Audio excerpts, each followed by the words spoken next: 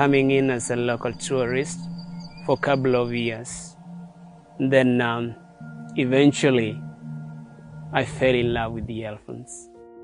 Julius Shivega is among dozens of local conservationists who work as animal keepers at Sheldrick Wildlife Trust, a wildlife animal rescue and rehabilitation program operating in Kenya. 24 hours a day, orphan elephants need care, preparing formula milk, cleaning the stock, and comforting them at night. To do this, Shivega must sacrifice family time. I'm working for about 26 days in a month with the elephants. As a father, I need to be with my kids. I am here because of the support that I receive from my whole family, my kids and my wife, especially with my wife's support. I am here today. Working as a keeper is a job without descriptions, according to the head keeper, Edwin Lusishi. So when one comes in as a new keeper, for the first 3 months, I'm able to tell your interaction with the animals.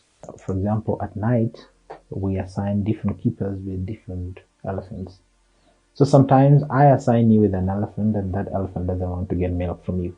That elephant doesn't sleep, keeps awake all the time.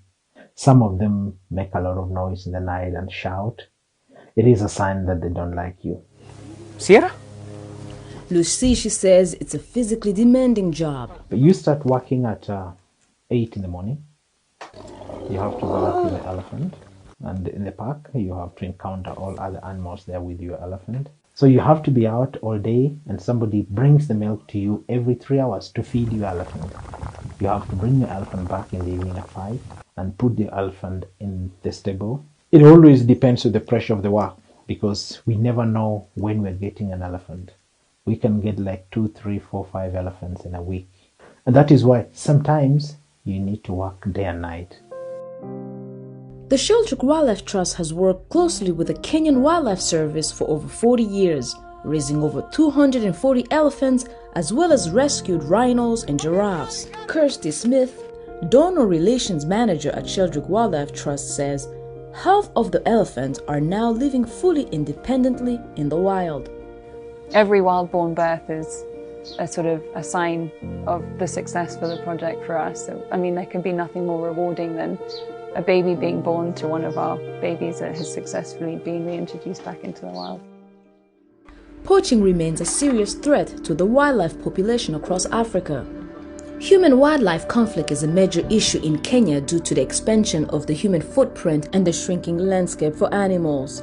If we're suffering from incidents of drought and elephants see a tasty tomato crop, they're going to have no qualms going for the tasty tomato crop, and it's the community suffering. That's their livelihood. That's their bread and butter and their school fees. So we're building strategic fence lines and engaging the community to help maintain those fence lines so they earn an income from them, and educating on elephant body language and things so we can all try and learn to live together harmoniously.